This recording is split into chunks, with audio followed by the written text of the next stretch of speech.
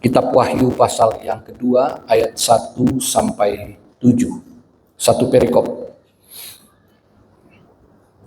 Wahyu pasal 2 ayat 1 sampai 7. Begini firman Tuhan. Tuliskanlah kepada malaikat jemaat di Efesus. Inilah firman dari Dia yang memegang ketujuh bintang itu di tangan kanannya dan berjalan di antara ketujuh kaki dian emas itu. Aku tahu segala pekerjaanmu, baik jeripayahmu maupun ketekunanmu. Aku tahu bahwa engkau tidak dapat sabar terhadap orang-orang jahat, bahwa engkau telah mencobai mereka yang menyebut dirinya rasul, tetapi yang sebenarnya tidak demikian, bahwa engkau telah mendapati mereka pendusta, dan engkau tetap sabar dan menderita oleh karena namaku, dan engkau tidak mengenal lelah. Namun demikian, aku mencela engkau karena engkau telah meninggalkan kasihmu yang semula. Sebab itu ingatlah betapa dalamnya engkau telah jatuh. Bertobatlah dan lakukanlah lagi apa yang semula engkau lakukan. Jika tidak demikian, aku akan datang kepadamu dan aku akan mengambil kaki dianmu dari tempatnya, jikalau engkau tidak bertobat. Tetapi ini yang ada padamu, yaitu engkau membenci segala perbuatan pengikut-pengikut Nikolaus yang juga kubenci. Siapa bertelinga, hendaklah ia mendengarkan apa yang dikatakan Roh kepada jemaat-jemaat. Barang siapa menang, dia akan kuberi makan dari pohon kehidupan yang ada di Taman Firdaus Allah. Puji Tuhan. Bapak Ibu Saudara yang kasih dalam Tuhan, ini adalah tulisan dari Rasul Yohanes ketika ia ada di Pulau Patmos. Nah, kita dapat melihat di PowerPoint ya. Jadi saya baru kali inilah mau pakai PowerPoint di sini. Biasanya khotbah biasa saja. Nah, di dalam bagian tentang wawasan Alkitab itu dituliskan apa yang dalam Wahyu ini merupakan penglihatan dari Rasul Yohanes di Pulau Patmos. Dalam penglihatan ini, Tuhan Yesus menyuruh Rasul Yohanes untuk menulis surat kepada 7 jemaat. Salah satu jemaat yang ditujukan itu adalah jemaat di Efesus. Nah, perlu kita refresh kembali bahwa jemaat Efesus adalah jemaat yang didirikan oleh Rasul Paulus. Oke. Kemudian Rasul Paulus waktu ada di penjara di Roma, ia menulis surat kepada jemaat Efesus yang terdapat di dalam Alkitab kita. Oke.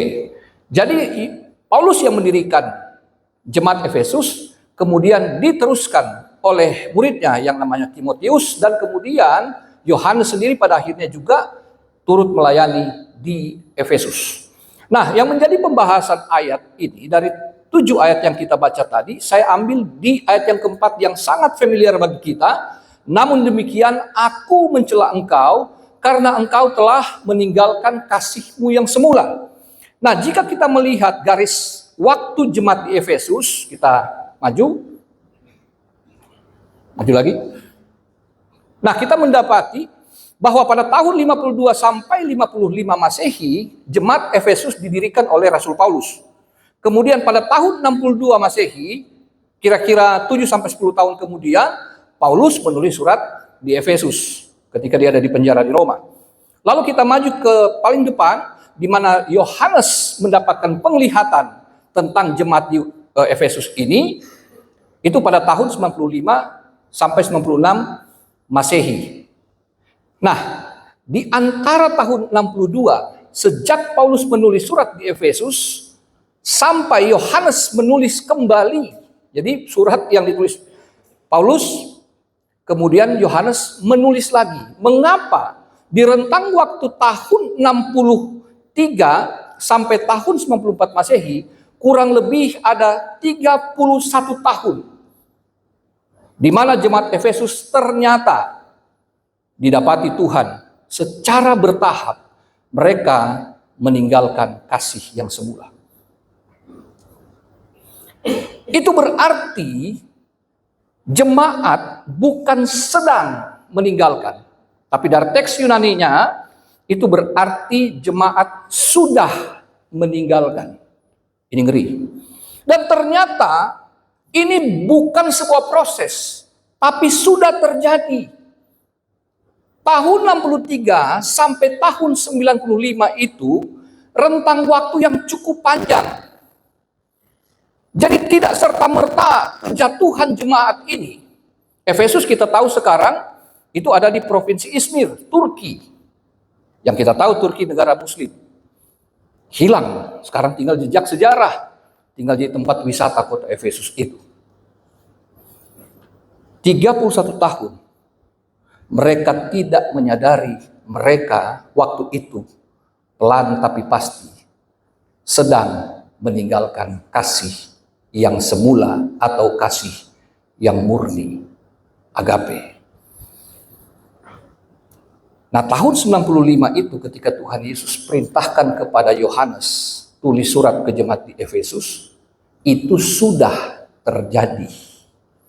Nggak lagi berproses. Jadi perhatikan, kejatuhan satu jemaat tidak dalam waktu yang singkat. Nggak serta-merta, hari ini dia salah, besok langsung hancur. Enggak. Ada cukup waktu yang panjang. Sebetulnya Tuhan ingin jemaat peka. Ya kalau peka sering ke mana-mana ya, kalau bawa sembako nggak apa-apa. Itu namanya beneran peka. Tapi ini peka akan mulai mundurnya. Manusia rohani itu seringkali kita nggak sadar. Seringkali kita nggak berpikir itu suatu kemunduran. Sampai akhirnya tiba, tahu-tahu kita kaget. Waduh, saya sudah jauh dari Tuhan. Wah, ngeri banget. Saudara, beberapa waktu yang lalu saya membaca sebuah artikel. Pasangan suami istri di Jepang nggak bicara selama 20 tahun. Nggak saling ngomong. Dari tahun 98, mereka nggak ngomong satu sama lain. Nanti ngomongnya tahun 2018, 20 tahun. Bisa dibayangin, mereka satu rumah, nggak cerai. Satu rumah, tinggal bersama, satu kamar, satu tempat tidur, nggak ngobrol. 20 tahun. Suami masih menafkahi istri, masih kerja, nafkahi. Istri masih menyediakan semua keperluan suami tanpa bicara satu dengan yang lain. Ini kan bukan rumah tangga yang sehat namanya. Meskipun saling melengkapi, saling memberikan apa yang menjadi keperluan masing-masing. Tapi ini rumah tangga yang nggak sehat. Gereja bukan hanya soal jemaat dengan gembala, tapi jauh lebih dalam soal kita jemaat dengan Kristus itu sendiri. Nah, kalau kita maju dari ayat 4 yang menjadi ayat pembahasan kita hari ini, kita mendapati di sana 4 pujian dan 1 teguran. Jadi Tuhan Yesus puji, sebenarnya hebat di jemaat. Jemaat Efesus seperti yang Paulus ajarkan melalui suratnya, mereka bertumbuh menjadi jemaat yang sangat kuat. Tapi ternyata masalah di depan. Pujian itu dikatakan mereka kerja keras dan tekun. Mereka itu pekerja keras. Mereka tekun sekali dalam melayani. Mereka juga orang yang hebat, tidak sabar terhadap orang jahat. Mereka bisa membedakan orang baik, orang nggak baik. Mereka bisa bedakan. Mereka menguji rasul-rasul palsu. Jadi ketahuan tuh. Tiba-tiba kalau Pak Gembala undang, lalu kemudian saudara yang terkasih, Tuhan bilang, sampai jam 2 saya tunggu persembahannya. Karena Tuhan akan memberkati saudara sampai jam 2 siang. Lewat jam 2, berkatnya lewat. Nah, itu jangan didengar. Seperti itu. Kemudian apa? Mereka membenci ajaran Nikolaus. Ini bidat. Ini mereka hebat. Tapi kemudian dari 4 pujian, 1 komplainnya Tuhan. 1 yang menjadi teguran Tuhan Yesus, yaitu bahwa mereka telah meninggalkan kasih yang semula. 4 yang bagus, 1 yang tidak bagus. ibarat nila setitik rusak susu sebelanga. Yang keren jadi nggak keren lagi. Kenapa? Karena yang satu itu esensi dari sebuah pelayanan. Esensi dari kehidupan jemaat. Seperti pasangan Jepang tadi. Masih satu rumah. Masih suami istri. Tapi nggak punya cinta lagi. Ya yang menikah kan tahulah. Istri ngambek 2 hari aja kan susah.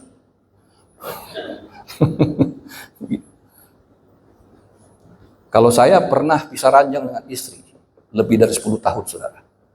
Pisah ranjang. Karena anak saya mau tidurnya dengan istri saya, dengan mamanya. Ya terpaksa saya mengalah tidur kasur sebelah. Pisah ranjang. Nah, kita maju. Mengapa jemaat Efesus meninggalkan kasih yang semula itu? Yang Tuhan Yesus nggak suka. Yang pertama, pelayanan tanpa keintiman.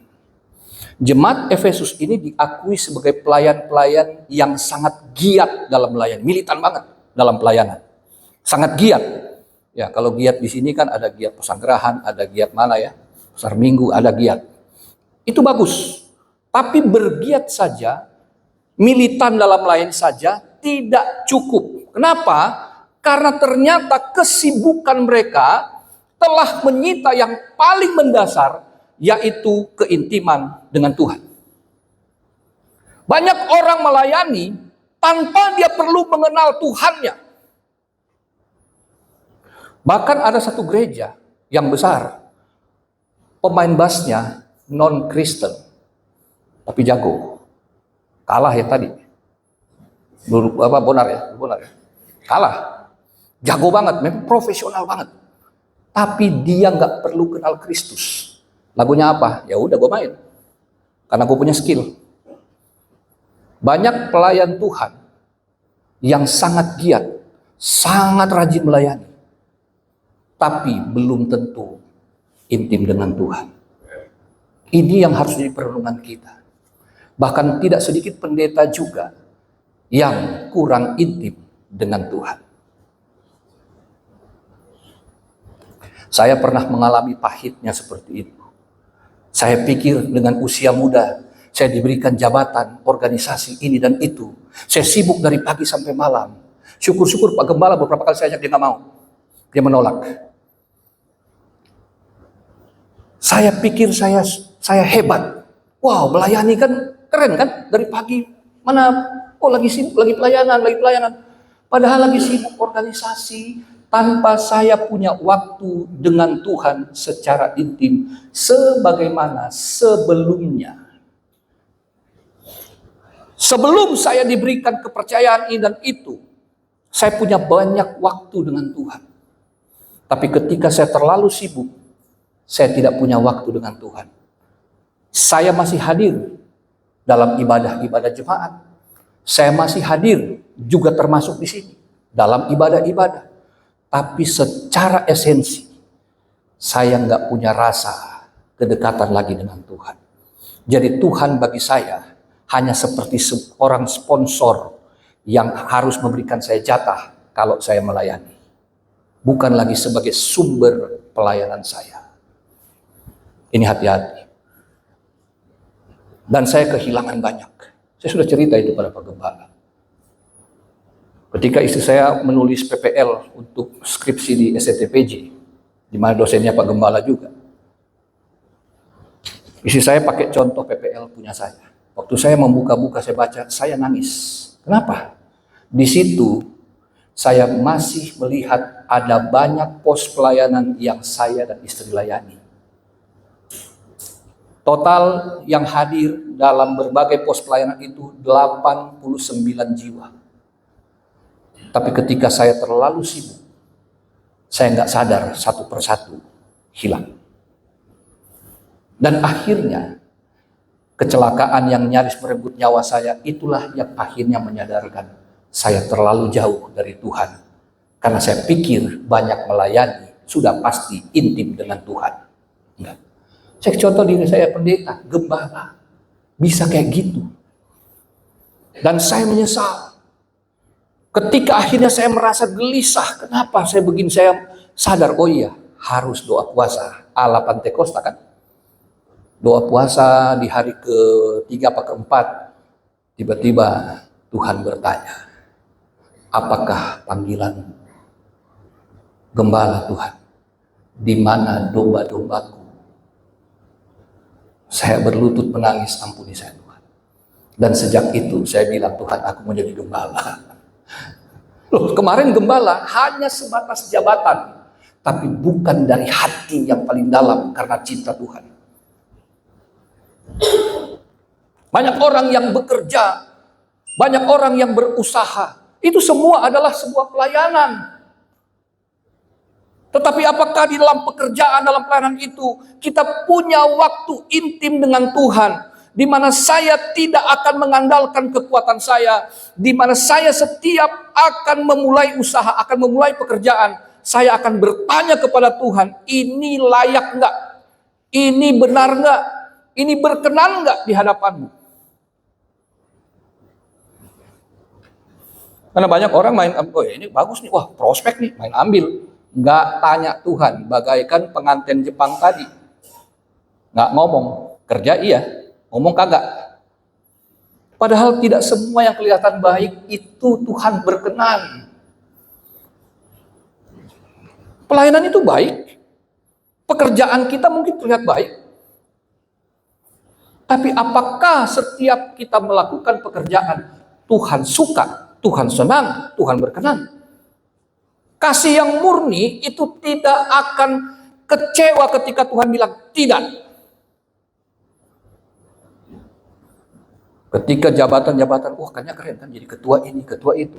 Saya main, oke, karena saya pikir pelayanan, nggak tanya dia. Makanya syukur gembala saudara, nggak seperti saya. Saya tawarin, bro, nggak, bagus lah. Nggak enak saudara. Lalu apa? Keteguhan iman, kelegalisme. Itu yang meninggal, yang membuat jemaat Efesus meninggalkan kasih yang semula karena keteguhan iman mereka ternyata berubah menjadi legalisme belaka. Jemaat Efesus sangat ketat di dalam menjaga iman dengan doktrin yang benar, namun ketika tidak menerapkannya dengan kasih, mereka akhirnya terjerumus ke dalam legalisme. Mengulang kesalahan Yudaisme yang legalistik.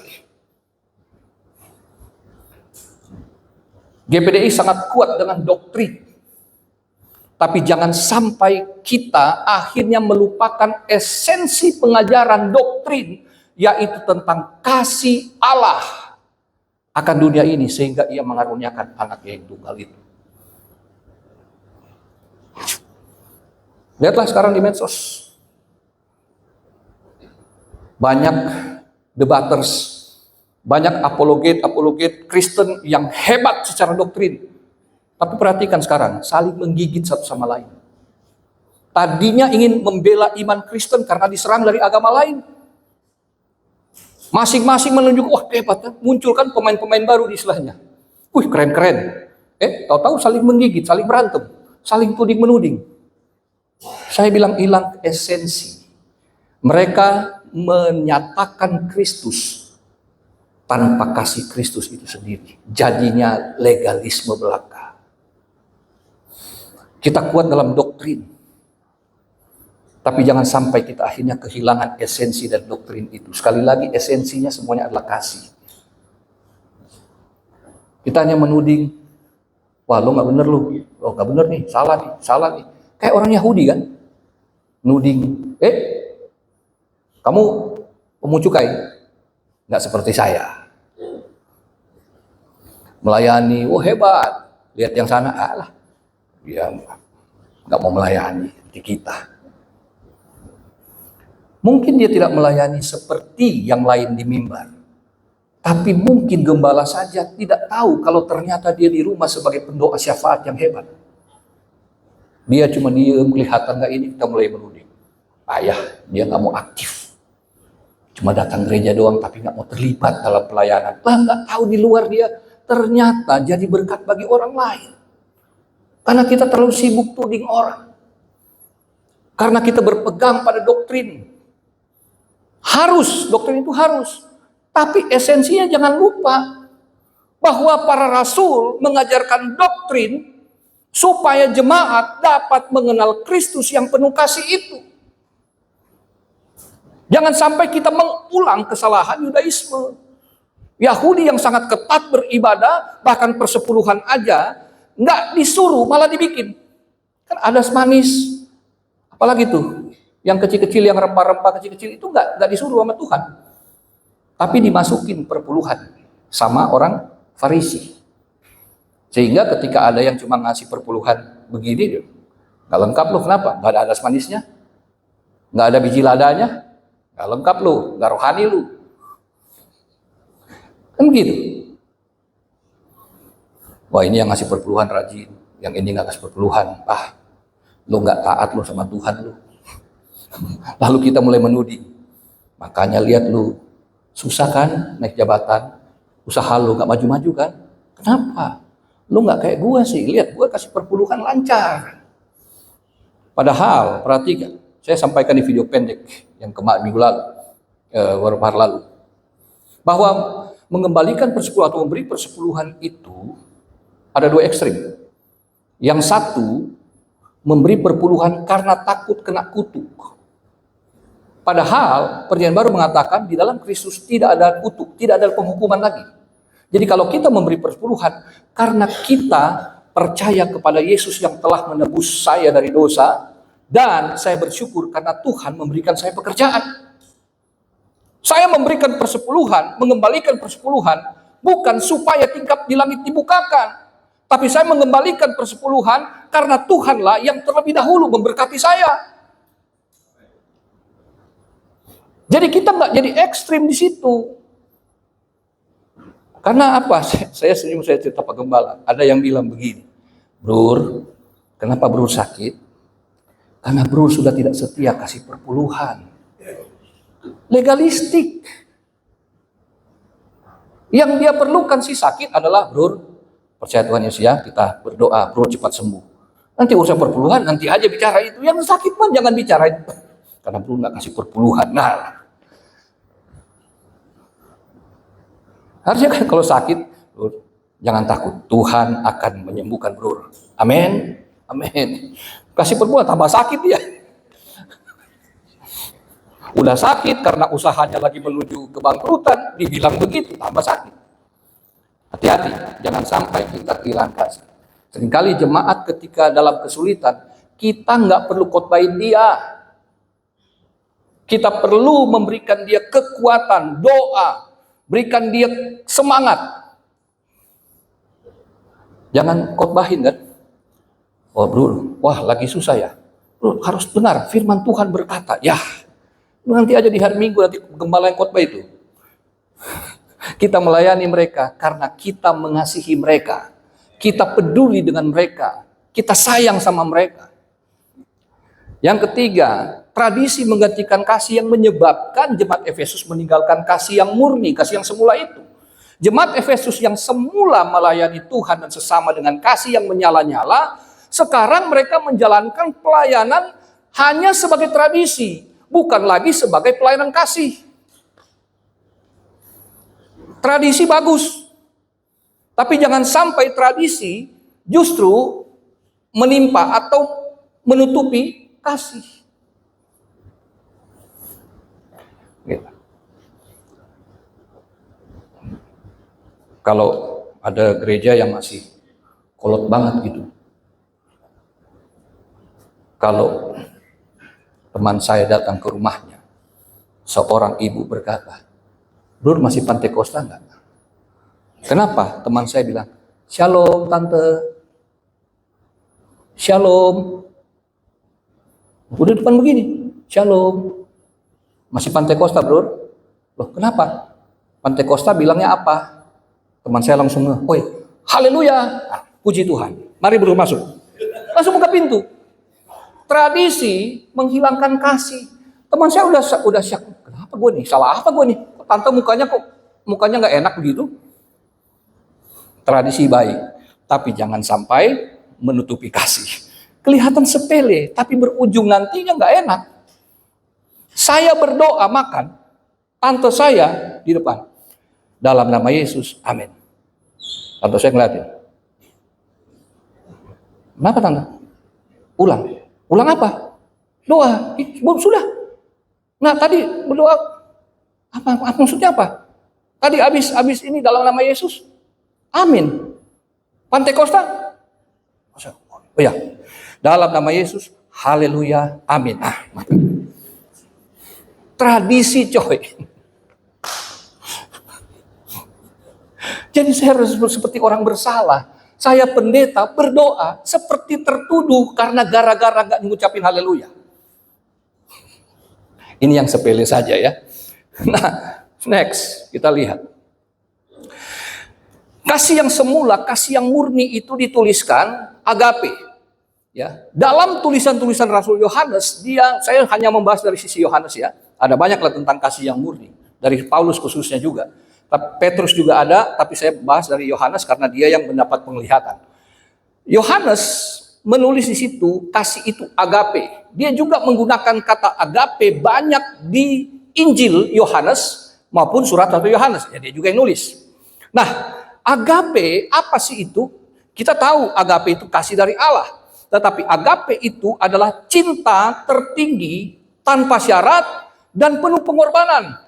Agape itu sendiri sering digambarkan sebagai kasih Allah yang mendalam kepada manusia. Agape itu kasih yang tanpa syarat. Cinta tertingginya Allah telah diberikan kepada kita melalui Yesus Kristus. Dan sekarang kita sebagai penerima kasih karunia itu, kita pun harus menyatakannya. Ada banyak kekeliruan ketika dikatakan cinta agape itu hanya dari Allah kepada manusia. Ternyata manusia kepada sesamanya pun itu harus agape juga. Ada pembahasan tersendiri tentang phileo, eros dan ini ya, teros. Ada perbedaan di situ. Tapi yang Yohanes maksudkan, bagaimana kita melihat jemaat Efesus telah kehilangan kasih yang semula karena kasih yang tertinggi itu ternyata sudah pudar. Mereka tidak lagi menjalankan kasih dalam level tertingginya, yaitu kasih tanpa syarat, kasih yang penuh pengorbanan. Kasihnya bersyarat, kamu baik, saya akan baik.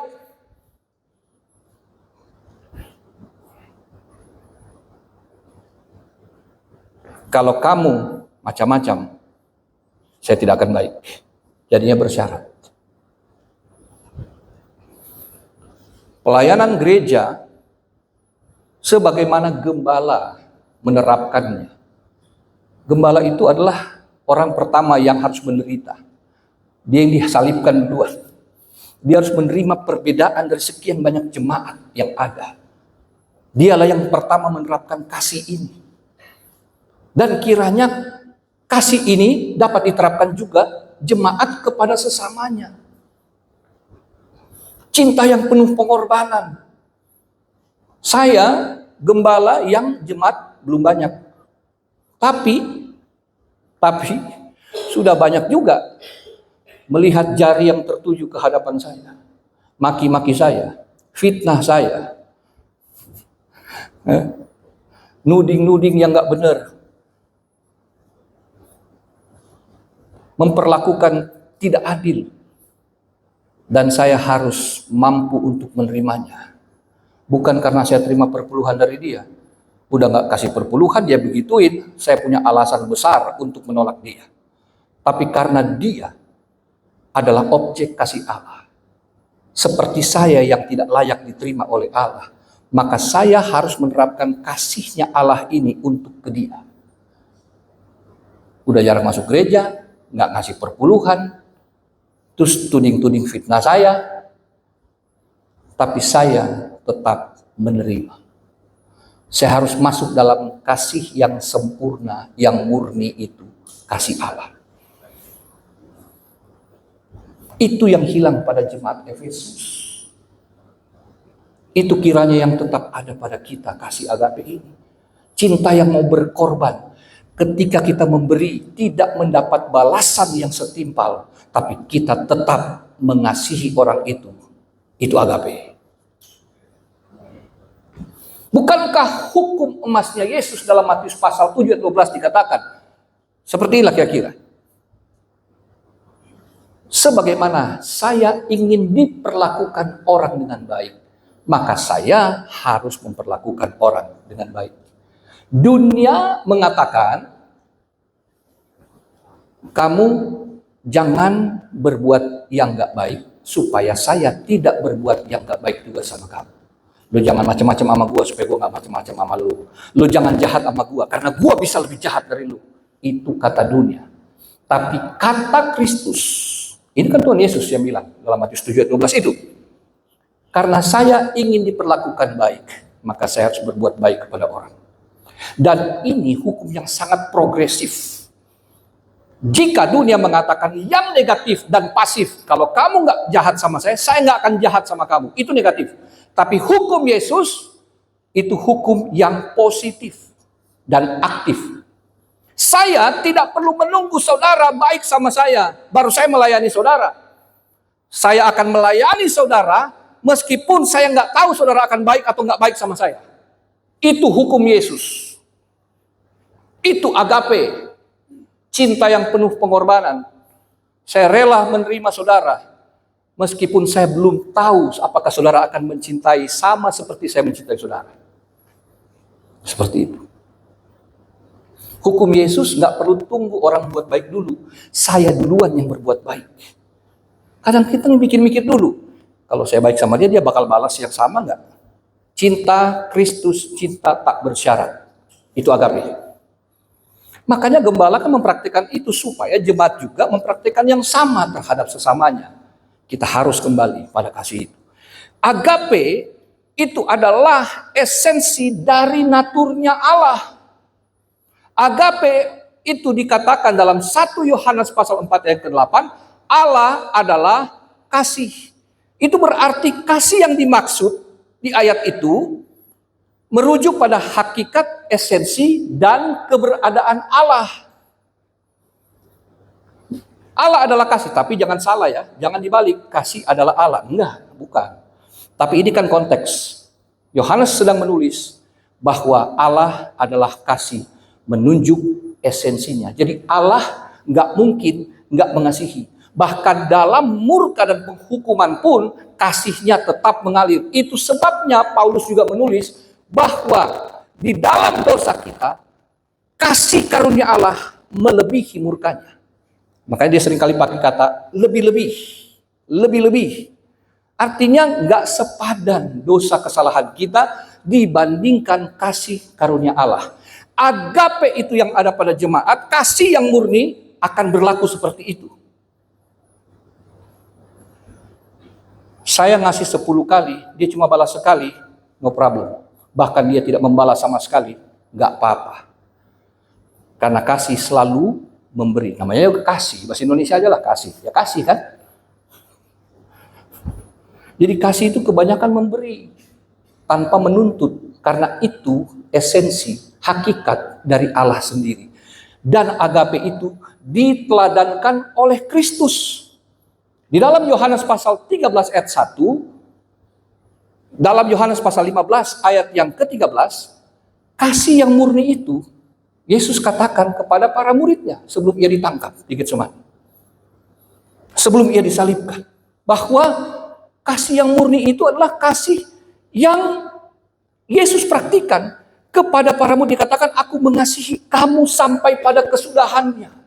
Kesudahan yang mana?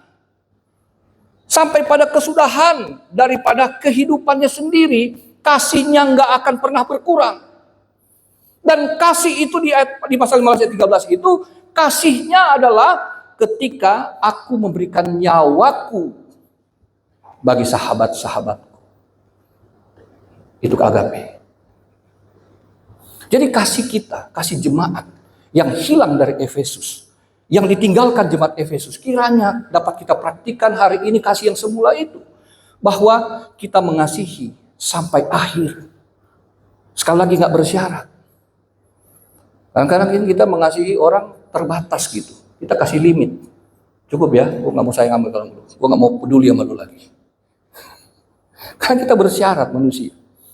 Oke, kita lanjut. Nah, jadi apa yang harus dilakukan? Tuhan Yesus memberi perintah ini. 3 perintah kepada Yohanes untuk sampaikan kepada Efesus ketika mereka telah jatuh. Dikatakan apa? Ingatlah, bertobatlah, dan lakukanlah.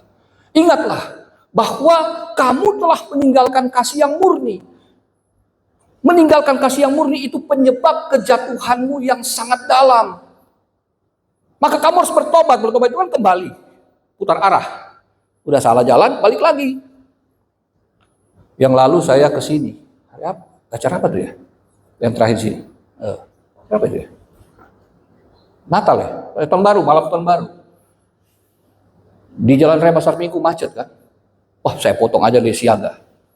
Masalahnya saya lupa, udah lama nggak lihat siaga. Saya pasang maps. Mas, belok kanan, belok kiri. Tiba-tiba mobil saya, itu hanya jalan motor. Depannya got. Mundur, balik setengah mati, belok mundur. Waduh, ini kalau ada yang masuk ya repot banget. Mundur untuk ke sini. Hanya saya kembali meskipun macet, biarin aja daripada tersesat kayak tadi. Kembali. Mengasihi kadang-kadang terasa sulit, tapi itu ternyata jalan terbaik untuk membuat kita punya karakter seperti Kristus.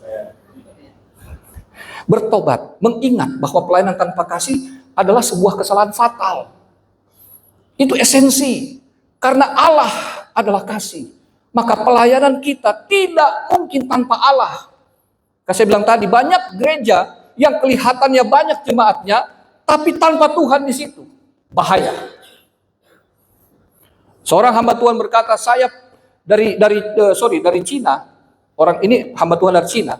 Sekolah ke Amerika karena kan mega church-nya di Amerika hebat-hebat. Dia pulang ke Cina dengan kecewa. Dia bilang, percuma gue sekolah sana. Kenapa? Mega church-nya nggak ada Tuhan. Ribuan jemaat dengan tim musik yang hebat-hebat. Dia bilang, ternyata nggak ada Tuhan di situ. Lakukanlah lagi. Kembali pada pelayanan dengan kasih yang murni. Seperti ketika pertama kali mengenal Tuhan dalam hubungan yang ikhlas tadi. Hubungan yang tulus ikhlas. Jadi nggak ada beban, kita melayani aja. Saya nggak peduli itu jemaat mau ngasih persembahan gede kek, dia ngasih perpuluhan, nggak kasih perpuluhan kek. Dia datang, dia mau kenal Tuhan, saya harus melayani dia. Dan saya baik-baik saja kok, nggak apa-apa. Kenapa? Karena saya nggak berpikiran negatif sama mereka. Ya saya nggak tahu mereka punya pikiran negatif sama saya nggak peduli. Yang saya pedulikan adalah saya harus menyatakan Kristus kepada mereka melalui hidup saya. Itu aja. Nah, oke, kita lanjut. Bagian akhir, mempraktikkan kasih yang murni itu. Kita harus ingat hukum kasih. Mengasihi Tuhan dan mengasihi sesama adalah hukum Tuhan yang terutama dan wajib dipraktikkan. Markus 12 ayat 29 sampai 31 itu. Kasihlah Tuhan Allahmu dengan segenap hatimu, segenap jiwamu, segenap kekuatanmu, dan dengan segenap akal budimu. Dan kasihlah sesamamu manusia seperti dirimu sendiri. Kasih yang tertinggi, saya katakan tadi, tidak akan memikirkan diri sendiri. Kasih yang senantiasa peduli dengan orang lain. Itulah kasih Allah. Oke? Karena gini ya, banyak yang bilang begini. Ya kita harus mengasihi sesama seperti mengasihi diri sendiri. Artinya kita harus peduli juga dengan diri kita. Kita harus mengasihi, sayang diri kita. Bukan begitu maksudnya. Tadi kan hukum Kristus sudah katakan, sebagaimana saya ingin diperlakukan baik, sebagaimana saya ingin dikasihi orang, maka saya harus melakukannya itu kepada sesama. Lebih dulu. Makanya terhadap diri sendiri itu paling akhir, bukan? Haleluya. Paling akhir. Jangan dibalik. Efesus sudah terbalik. Tapi kita harus kembali pada kasih yang murni itu. Bahwa saya nggak akan mencintai diri saya pertama. Nah, ini aneh kan? Kenapa? Pandangan Kristus kan beda dengan pandangan dunia. Pandangan dunia, saya dulu. Hukum Kristus, belakangan. Bapak Ibu, saya sebagai gembala ngerti ini. Kenapa? Ketika saya sibuk melayani dengan kasih, saya melayani Tuhan, saya melayani jemaat, saya melayani sesama saya lupa tentang diri saya. Saudara akan sampai ke pemahaman seperti itu ketika mempraktikannya. Lah, diri saya mana? Saya punya banyak keperluan, anak saya sudah kuliah, yang satu udah masuk SMP, rumah harus kontrak, biaya ini, biaya itu. Jemaat hanya beberapa orang yang secara materi nggak bisa mencukupi kehidupan saya. Uang kolektor hanya untuk operasional setiap minggu. Saya justru menyediakan waktu, tenaga, pikiran, bahkan uang saya untuk nombokin operasional. Terus buat saya mana? Ketika saya nggak peduli dengan diri saya, ternyata Tuhan peduli kepada saya.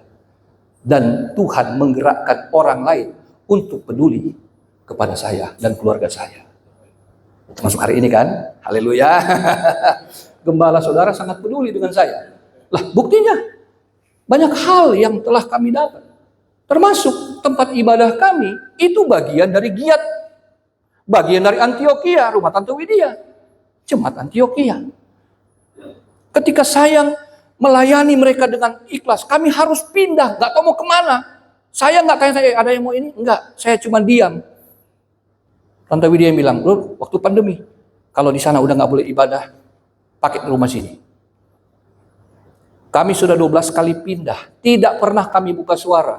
Selalu inisiatif orang, pakai rumah saya, pakai rumah saya, pakai rumah saya. Ketika saya hanya sibuk memikirkan mereka, Tuhan yang ternyata memikirkan saya dan menggerakkan orang lain. Bukankah itu hukum as yang Tuhan maksud? Kalau kamu ingin diperlakukan baik, lakukan yang baik lebih dulu. Haleluya. Jangan kita pikir tuayan dulu, pikirin tabur aja. Tuayan itu pasti. Haleluya. Jadi kita nggak bersyarat gitu loh. Melayani Tuhan, apa yang saudara berikan di gereja ini, bukan mikirin, wah saya akan menuai berapa nih. No, tapi karena saudara cinta Tuhan, saudara cinta sesama, urusan tuayan. Kan Paulus bilang, aku hanya menabur, Apolos menyiram, tapi yang memberi pertumbuhan, yang memberkati adalah Tuhan. Ya lebih baik maka cari teman lah daripada cari musuh kan. Karena saya ingin diperlakukan baik, maka saya harus berbuat baik. Saya ingin punya banyak teman, maka saya harus berteman dengan semua orang. Haleluya. Itulah saya gembala kepada jemaat. Saya berteman dengan jemaat. Bro, ini begini. Itu semua saudara. Gembala memperdamaikan satu dengan yang lain. Gembala menjadi teman semua jemaat. Akhirnya jemaat dengan jemaat. Bukan hanya teman, tapi mereka menjadi bersaudara. Haleluya. Karena apa? Hukum kasih itu ada konsekuensinya. Di dalam pembacaan kita tadi, Wahyu pasal 2, khususnya pasal 5, ayat yang kelima. Yang tidak mempraktikkan kasih yang murni akan dicabut, akan diambil kaki diannya. Gereja tanpa Roh Kudus.